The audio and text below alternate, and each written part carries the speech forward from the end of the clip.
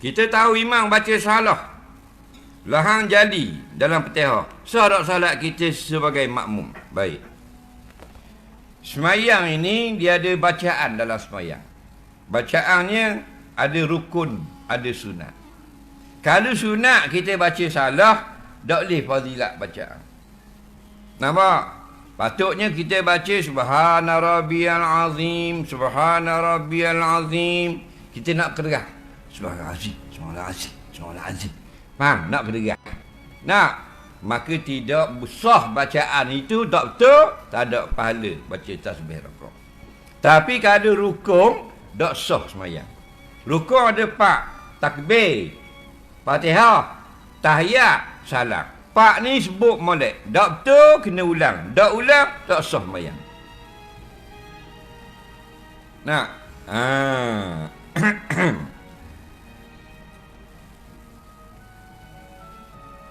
Jadi tu imam ini dia lahan jali. Lahan ni salah, atau cedera, atau tak betul, atau baca renyok. Tu panggil lahan. Arab panggil lahan. Nah. Jadi kalau tu imam, dia mesti qari. Baru sah kita ikut. Qari bahasa Arab, dia ada 2 makna. Satu qari lagu, hak tanding musabaqah. Tu tak usah masuk sini. Dalam bab kitab fiqh, dalam bab fiqh semayang ni, qari maknanya orang yang betul baca Fatihah. Bacaannya betul, walaupun suara dia tak sedap. Suara tak, tapi betul. Qari. Dalam maksud tanding mana? Tak boleh nu qari lain tu, tu taranung. Qari maksudnya dalam bab-bab fiqh, dalam bab semayang, maksudnya boleh membaca dengan betul. Itu qari.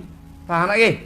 Jadi kalau tu imam baca tak betul, boleh tak kita ikut? Nak tahu betul tak betul, salah ni ada 2. Satu dipanggil salah besar, lahan jali dalam soalan.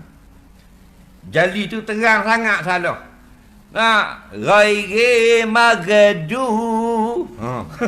Magadu mari dua ni pula ge. Bismillahirrahmanirrahim. Tu imam. Tu lebih kok mana pun tak tu imam gini. Itu salah yang jelas, yang terang. Tak boleh. Kita tak boleh ikut. Melainkan kita maghdu juga. Faham? Nampak lagi? Dia ada satu lagi panggil lahan khafi. Salah tapi yang sir, yang tersembunyi. Orang awam payah nak baca betul. Melainkan qari-qari je boleh baca. Mana? Sifat huruf. Ni kena baca itba', ni kena baca jahar. Tu orang awam mana reti. Merti tak sifat huruf? Faham lagi? Sifat kha, sifat da, sifat shin, sifat zal. Faham? Qari-qari besar je reti. Tu pun tanding dunia tu kalau pun ada ke salah. Tu panggil dimaafkan. Barang payah. Hak jelas tak boleh tukar baris. Hak min jadi lam alik. Lam alik tu konung. Tu dah boleh tu. Bang. Siratal ladzina an'amta alaihim. Panjang tak nak pergi dua ni tu imam. Bang. Tu dah boleh tu. Ijma' ulama' salah. Kalau gitu tak sah kita ikut. Bang. Kata nak jadi imam, ni orang nak jadi imam. Dulu dilantik jadi imam. Tahu tak? Ni orang nak jadi imam.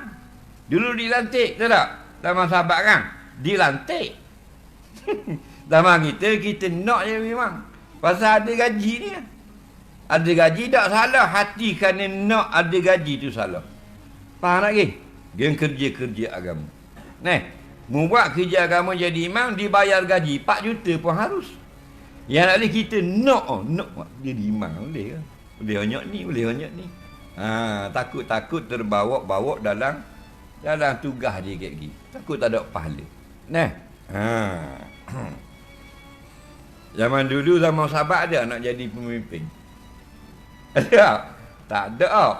Kita nak lagi ambil ambil lah. Nampak? Ha, tonton dan pon. Ha. Nak? Ha. Ada masalah akhir zaman.